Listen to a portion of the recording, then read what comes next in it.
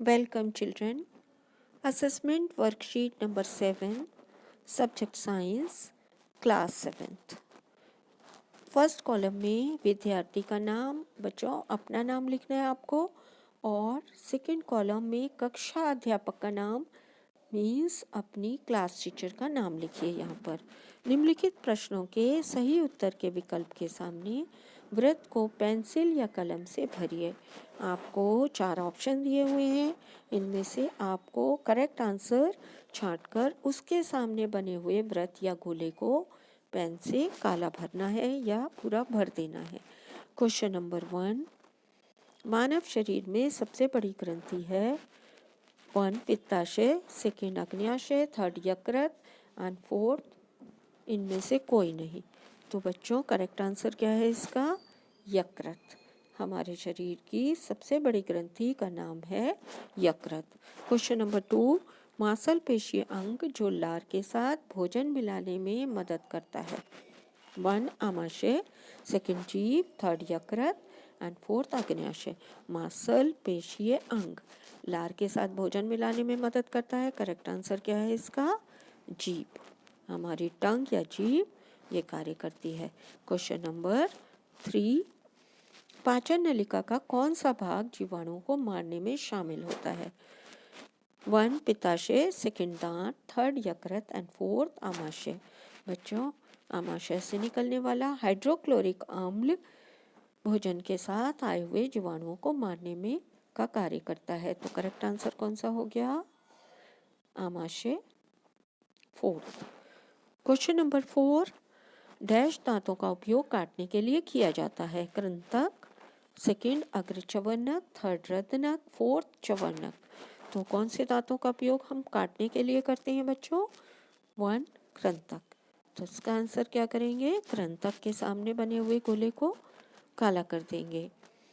Question number 5, अपचित भोजन से जल मुख्य रूप से डैश में अवशोषित होता है।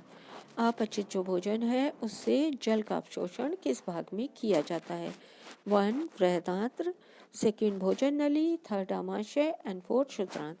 तो बच्चों ये कार्य बृहदांत्र में किया जाता है। तो करेक्ट आंसर क्या आएगा? 1 बृहदांत्र या बड़ी आंत में अपचित भोजन से अतिरिक्त जल का अवशोषण कर लिया जाता है। क्वेश्चन नंबर 6, डैश का पाचन पूर्ण रूप से क्षुद्रांत में होता है। पाचन का पूर्ण होना क्षुद्रांत या छोटी आंत में होता है बच्चों। किस किस का पाचन पूर्ण हो जाता है? 1 शर्करा, सेकेंड प्रोटीन, थर्ड वसा एंड फोर्थ कार्बोहाइड्रेट। तो बच्चों इसका आंसर क्या आएगा? इसका आंसर आपका आएगा प्रोटीन का, वसा का और कार्बोहाइड्रेट का। तीनों का पाचन पूर्ण रूप से क्षुद्रांत में समाप्त होता है। तो ऑल 3 आर करेक्ट। शर्करा एक कार्बोहाइड्रेट है, शर्करा कार्बोहाइड्रेट का ही रूप है, इसलिए वसा, कार्बोहाइड्रेट और प्रोटीन का पाचन क्षुद्रांत में पूर्ण होता है। तो आप इन तीनों पर निशान लगा गोले को काला कर देंगे। क्वेश्चन नंबर 7, डैश में स्थायी रूप से पित्त रस का भंडारण होता है। यहाँ पर स्थायी नहीं आना चाहिए बच्चों, क्या आना चाहिए? स्थायी रूप से नहीं होता, ये अस्थायी रूप से होता है। तो स्थायी के आगे आप क्या लगा देंगे? अस्थायी रूप से पित्त रस का भंडारण कहाँ होता है?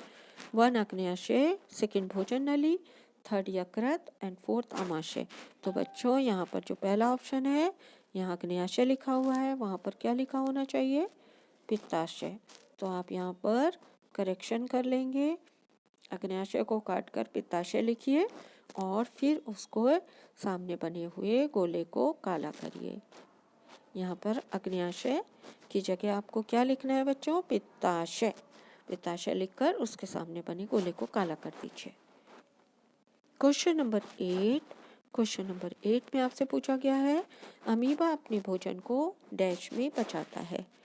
ए खाद्यधानी, बी पादाप, सी केंद्रक और थर्ड इनमें से कोई नहीं। तो बच्चों अमीबा अपने भोजन को कहाँ पचाता है?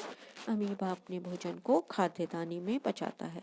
तो करेक्ट आंसर क्या आएगा? खाद्यदानी। इसके सामने बने हुए गोले को आपको भरना है। Question number 9। Question number 9 is छोटी आंत की आंतरिक भित्ति उंगली के समान उभरी हुई संरचनाएं होती हैं आंतरिक भित्ति में, जिन्हें डैश कहते हैं। तो छोटी आंत की आंतरिक भित्ति से उंगली के समान प्रबर्ध निकलते हैं या उभरी हुई संरचनाएं निकलती हैं, उन्हें क्या कहते हैं?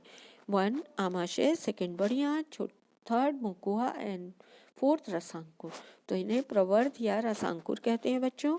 तो आप फोर्थ वाले पे रसांकुर पे के सामने बने गोले को काला करेंगे। क्वेश्चन नंबर 10 डैश घास को बहुत तेजी से निकलते हैं और इसे डैश नामक कक्ष में जमा करते हैं। आपको 2 खाली स्थानों के शब्दों को छांटना है। तो ऐसे जंतुओं को बच्चों क्या कहते हैं जो घास को बहुत तेजी से निकलते हैं? रोमंथी। ये रोमंथी कहलाते हैं। और ये किस भाग में जमा करते हैं अपने निकले हुए भोजन को? वो कहलाता है रूमेन। और इंग्लिश में रोमंथी को हम रूमिनेंट कहते हैं। तो यहाँ का करेक्ट आंसर क्या आएगा? 1 रोमंथन, रूमेन। सेकंड ये वाला आपका सेकंड है, ये फोर्थ नहीं है बच्चों, सेकंड है। सेकंड रूमिनेंट और रूमेन, थर्ड रूमिनेंट और रोमंथन, एंड फोर्थ इनमें से कोई नहीं।